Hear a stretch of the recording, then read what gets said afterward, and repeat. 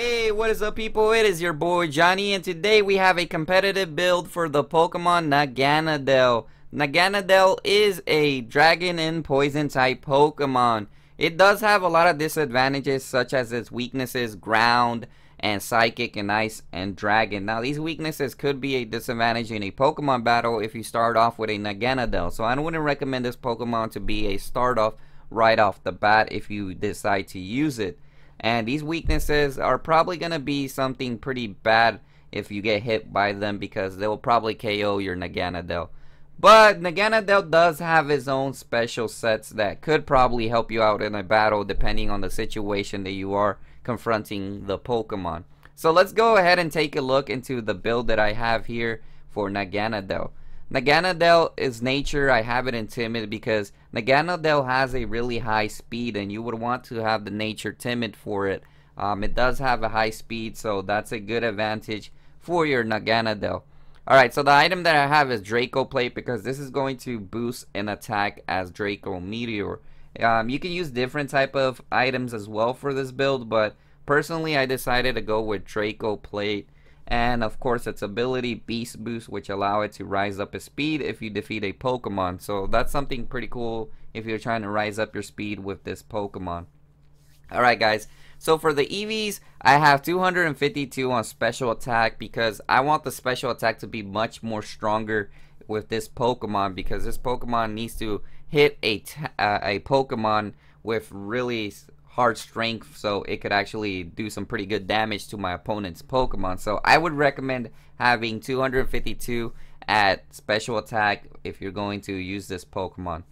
Alright, for the next EV, we have speed of 252. Now, I did say that Naganadel is actually a pretty fast Pokemon, and the reason you want to have the speed with 252 is because it will allow you to outperform most Pokemon, or most Pokemons that you're going to take on that could give you a disadvantage in a battle, with whether it's OU or any other battle. So 252 speed is actually pretty good, guys. I recommend having that because this Pokemon is going to be mainly a Pokemon that you're going to switch out if your other one faints. And if you know you have a Pokemon that's going to attack the weaknesses of your opponent, then I definitely recommend that you do this. Have the 252 speed on it, so you won't have a problem with this Pokemon. So make sure to have that. You'll be able to outperform most Pokemon. I recommend it. And then of course for special defense, I just decided to put a 4 on there just to go ahead.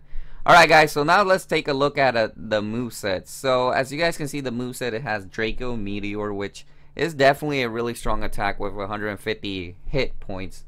I recommend it to have this in this set, especially with the Draco Plate. It kind of increases your hit even a little bit more stronger. So this is the reason why I put Draco Plate. Then I put Fire Blast on there for coverage, which allows you to attack Pokemon that you may need to attack with that. I know it has a possibility of missing, but it's also good to have there for certain situations. And then we have Nastyplot. Now I recommend using Nastyplot only when you are able to use it right off the bat.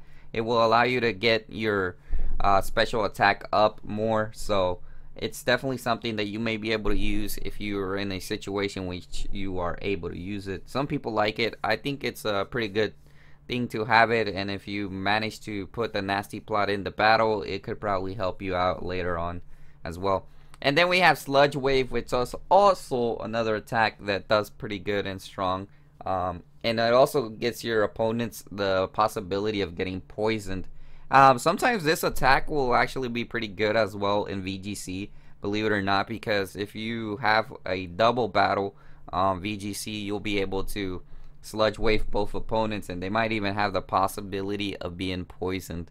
So that's my moveset for Naganadel. I think it's a pretty decent competitive build. It's mainly more of a stab Pokemon, a Pokemon that you're going to take out when the battle, when you find a Pokemon that has the weaknesses that Naganadel is able to attack at, if it's able to attack your opponent's Pokemon. So that's what I recommend this Pokemon for, a switch out Pokemon when your other Pokemon faints. Alright guys, so now I'm going to show you a battle where I actually use Naganadel in this situation. So let's watch the battle. Alrighty people, so this is a example of a battle where I used Naganadel, and it did a pretty decent amount of damage against my opponent. It at least took out 2 Pokemon, and this is what I'm looking for in a Pokemon that I will use competitively, at least to take down some of those dangerous Pokemon that are going to give me a hassle. And as you guys may know, it outsped the Palkia with Draco Meteor. It's a really good thing to have against dragon Pokemon. You know, if you are going against somebody that has a dragon type Pokemon, I would definitely recommend using it, because its Draco Meteor is just going to totally annihilate your opponent's Pokemon. I know there are some Pokemon that have somewhat of a defense, which could actually be some quite troubling stuff sometimes, but then again, I did that and I decided to use Nastyplot, and then this Pokemon used Psychic, which really didn't do a lot of damage. Well, it did do a lot of damage, but it allowed me to use my Nastyplot one more time, and then I decided to use Draco Meteor again, and it gave it some pretty good damage against that Malamar. Now, it did decent in this battle, but then again, it got knocked out in the next one. The only thing is that sometimes the power drops down after you use it once. If there was a way to like completely take that out where the power doesn't drop, this Pokemon would be a complete beast. But it still managed to do some damage against my the next Pokemon that you're watching right here, and it did pretty much half of it. It took out half of this legendary Pokemon's HP. But then again, I was already weak, and then it got knocked out. But anyways, that's an example of what you can use this Pokemon for.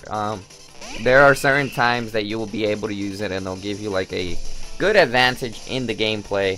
There will also be times where it will not give you good advantage, but sometimes, the majority of the time, if you know how to play it right at the right moment, you will be able to do some pretty good damage with it. But there's also times when you won't be able to do really good damage. Anyways guys, thanks for watching this video. I hope you liked it. Make sure to subscribe and hit the like button and comment. We're gonna have a lot of more playsets and competitive builds for Pokemon Ultra Sun and Moon, and more stuff like that. Stay tuned.